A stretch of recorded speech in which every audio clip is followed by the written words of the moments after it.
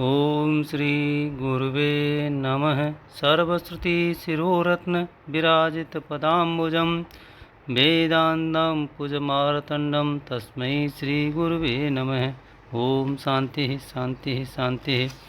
श्वेताश्वतर उपनिषद जिसकी व्याख्या स्वामी अखंडानंद सरस्वती जी की है। विषय है ब्रह्म ज्ञान से मोक्ष। प्रवचन 14 अध्याय 1 मंत्र संख्या 7।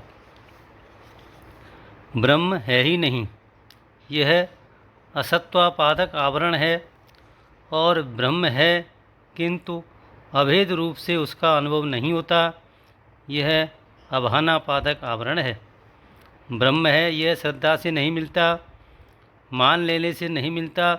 श्रद्धा में, विश्वास में आवरण भंग की शक्ति नहीं है। आवरण भंग होता है ज्ञान से। परोक्ष ज्ञान से असत्वापादक आवरण भंग होता है, और अपरोक्ष ज्ञान से माने ऐक्य ज्ञान से अभानापादक आवरण भंग होता है। दोनों आवरण भंग होने पर जो ब्रह्म सो तुम, जो तुम सो ब्रह्म। अब उसमें उसका आनंद कहीं सातवें आसमान पर रखा नहीं रह गया। भला यदि विषय पर आवरण होता तो सद्भेद, चित्तभेद, आनंद भेद से आवरण के 3 भेद होते, लेकिन बुद्धि में आवरण होने से आवरण में त्रैत नहीं है।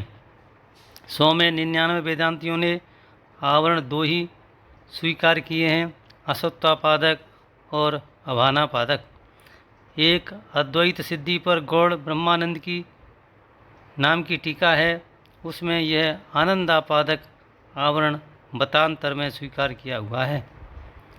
कहीं ब्रह्म न 7वें आसमान में रहता है, न 50 वर्ष बाद मिलने वाला है, अभी है और यहीं है, और उसके ऊपर कोई पर्दा नहीं है, आवरण नहीं है।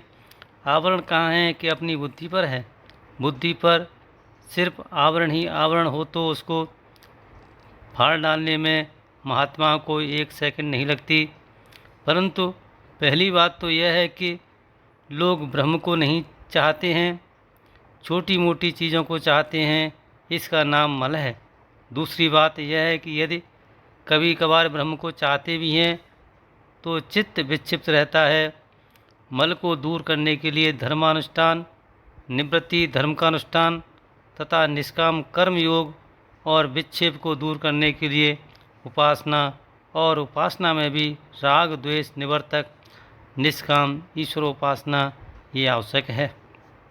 यदि बिना राग द्वेष के बेमतलब विक्षेप होता है चित्त में तो उसके लिए दीर्घ प्रणव उच्चारण का अभ्यास श्रेष्ठ होता है। आवरण भंग होने के लिए तो केवल एक क्षण की आवश्यकता है, जब हम ही हमें, तब हम और हम के बीच में क्या कोई पर्दा होता है। पर्दा तो हम और तुम के बीच में होता है, पर्दा तो हम और उसके बीच में होता है। हम और हम के बीच में, मैं और मैं के बीच में कोई पर्दा नहीं होता। ब्रह्म जो है वह यदि मैं नहीं तो ब्रह्म नहीं है, क्योंकि ब्रह्म उसको कहते हैं जो अनंत है, अनंत होता है। वह अनंत यदि मैं नहीं तो वह तो मैं कम ब्रह्म हुआ। मैं कम ब्रह्म, ब्रह्म कैसे होगा? क्योंकि मैं जितने देश में, जितने काल में, जिस रूप में, उस रूप में तो ब्रह्म नहीं है ना। अच्छा, और यदि मैं ब्रह्म नहीं तो वह मैं कहाँ रहेगा? किस सत्ता में रहेगा? किस ज्ञान में रहेगा? किस आनंद में रहेगा?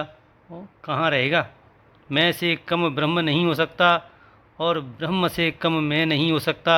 इसलिए ब्रह्म की प्राप्ति जानकारी से होती है, उसको समझना पड़ता है कि ब्रह्म क्या है। और महाराज जो ब्रह्म को जान लेते हैं वे कैसे होते हैं? बोले बाबा अब देखते रहो, जीवन मुक्ति हो गई।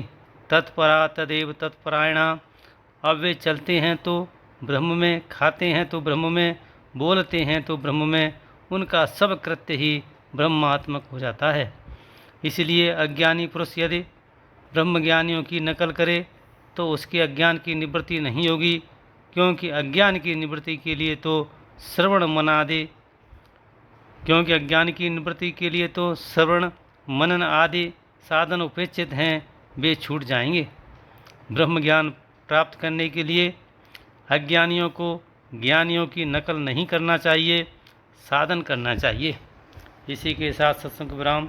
ओम शांति शांति शांति।